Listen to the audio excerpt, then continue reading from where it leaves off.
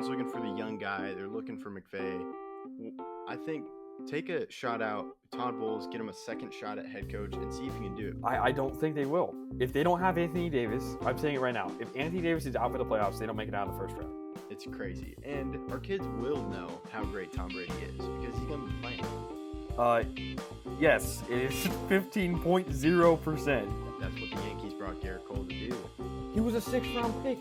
This is a fairy tale story that's being written in front of our eyes. People like to call them their JV team, and they just stole one of their better players. They didn't struggle against the Padres. The Padres didn't really put up a fight in most of the games. Jerry Jones, hope you're listening. Hi, I'm Landon Bowe, and you're listening to Outsiders Opinions with Kevin and Austin. What's up, y'all? Welcome to our NBA Opinions of the Week. And Austin, what a time before the draft. And it kind of all happened in the same night. You have Julius Randle getting traded away from the Timberwolves to the Nets. And then Nick Claxton going to the Bulls as part of the trade. Yeah. A big trade. I do like Claxton to the Bulls. I think it's an underrated part of it because Vooch is gone now, and they still have Jalen Smith, and they have some other bigs, but I do think that Claxton going there is an interesting part of it. I don't think Randall and NPJ will stay on this team too long. There's a lot of rebuilding that has to be done with the Nets, and I do think some moves are going to be made sooner rather than later. And then for the Timberwolves, it's more of a money move, so I think free agency-wise, they're going to be very invested in that. And this is where I was saying, I think LeBron could be the player they go for. LeBron could be a move. And that's something to where, yes, it's just Ant, but they also re-signed Ayu Dosunmu. And I think he's a good development player, especially as you need to find a guy that works. They just need more guards. Conley was great for them, but Father Time is catching up to him. And another thing about this is I do like Claxton.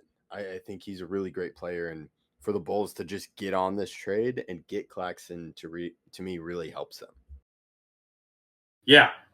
And they've really addressed a lot of different problems on their team if you include the draft. I mean, they've kind of addressed every possible situation other than just like point guard, but everything else seems like they made a lot of good moves, and I'm excited. I mean, Buzelis looks like he's going to be good. I'm excited to see how Caleb Wilson works with his team. Obviously, they also picked up Valence playing in the draft. So, and with Thiago Splitter being a new head coach, they're not immediately going to turn this around, but it will start getting moving in the right direction. Yeah, and that was kind of the appetizer for the big trade, which was Giannis to the Miami Heat. And to me, it's sad to see Giannis leave the Bucks, but also to the Heat, which knocked out Giannis a few years ago and caused a lot of questions about kind of Giannis and the future of the Bucks and their competitive window. So to me, I ask you this. Does it add to the rivalry that Giannis is now on the Miami Heat? Only if the Bucks become good. If the Bucks can become good without Giannis, and while Giannis is still playing for the Heat, then yes. There's a lot of questions, though, with this roster, and we will do a Heat video in the future, just how this roster is built. Norman Powell's a free agent. They have a lot of other free agents. Really, this roster right now, how it's going to start, I mean, because Davion Mitchell's still on that team. Let me see. I sent it to a friend. Okay. I mean, the starting lineup is probably going to be Davion Mitchell, Paul Larson, Andrew Wiggins, Giannis, and Bam, with Bobby Portis off the bench. They still have Simone Fontecchio, Nikola Jovic, and then, like I said, Portis. But the team lacks shooters. I mean, besides Portis, Fontecchio, Wiggins, I mean, they don't really have really good options shooting the ball-wise, and I think that's really going to be their problem. I think defensively, they could be a top 3, top 5 team in the league defensively. I mean, Mitchell's a great defender. Larson's underrated defender. Wiggins, I know he's not in his prime anymore, but he's still a solid defender. Giannis is Giannis, and Bam is the best, or a top 3 defender at the position when Wemby is still there. So not Wemby, but he's top 3 big defender in the league, in my opinion. So that team defensively is amazing. Just can they score? I also think this is probably the worst free throw shooting team ever assembled. Andrew Wiggins can't make free throws. Davion Mitchell isn't the greatest free throw shooter in the world. Giannis is Giannis, and Bam has been better at free throws over the past couple of years, but he's also had some bad years before where he wasn't able to shoot the ball. But I mean, this team might shoot under 70% from the line just because they had of their team build. Let me see. What did Bam shoot last year? Bam shot 77. He shot 77.8 last year. He shoots 75.9 for his career. Wiggins is a bad free throw shooter. There's no ifs, ands, or buts about it. Davion, like I said, who's probably going to be the starting guard day one.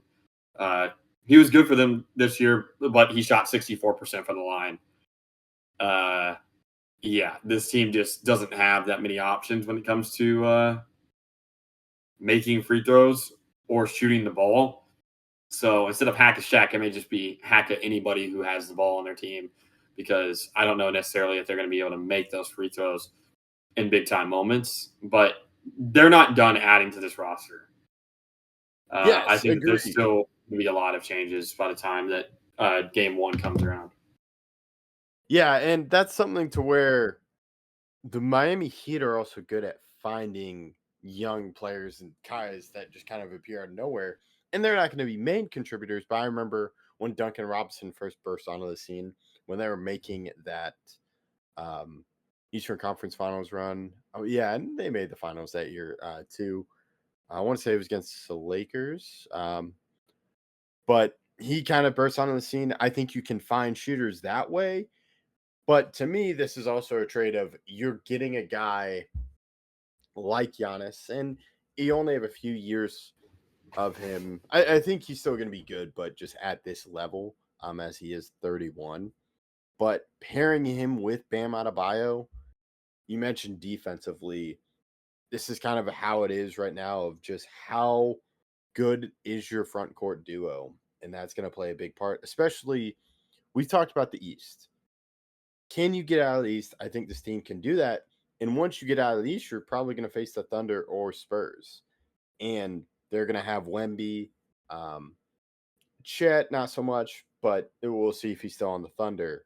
But having that ability to defend Wemby out of Giannis and a combination of Bam, to me, gives them great hopes of once you get to the finals, you got a good chance. And like we've seen with Eastern Conference Finals teams or Eastern Conference teams, once you get there, they've had a good success in the past 3 years, as we talked about in the finals video, of winning the championship and beating the West.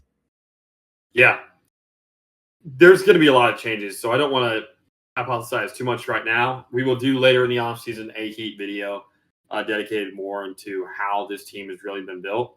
But it's an exciting part. And I do think this trade wasn't as hyped up as a lot of other trades, mainly because the draft's coming around, but also because the Heat still have some issues. On the Bucks side, getting all the guys, they need to move off Giannis. And I think they made the right choice because they got a lot for him. Yes, they got a lot for him. And yeah, I think there are some guys like they could trade Tyler Hero, and they're talking about maybe expanding this trade. But I really like the addition of Khalil Ware. Yami Yaquez, I think, could be an interesting player. And they also got enough draft capital for someone like Giannis, who is above 30.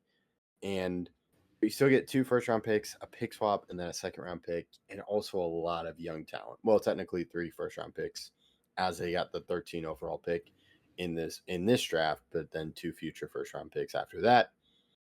But yeah, I think they did a really good job where it was also kind of we debated about it, but it was a good job to get these really good players from a situation where a lot of teams knew you were looking to trade Giannis.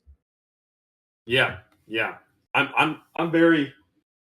excited to see what happens. It's going to be a very telling time for Giannis's career, but I'm excited to see what happens. I think that the Heat, I think we're always going to make a big trade. I bet Jimmy's mad didn't happen while he was there, but they eventually get a trade done, and this team is now not going to be the 8 seed play-in team.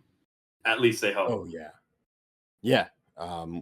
There'll be a competitive team in the East and higher team, especially after they figure out the whole roster around Giannis and Adebayo. So I think those were the two major trades, right? I'm not missing one, right? There were other draft night trades. Those draft night trades, but we kind of talked those about during our draft night video. If there's any other trades, then we'll talk about them as they come out. Yeah, and be on the lookout for that. Thank you for listening to Outsiders Opinions.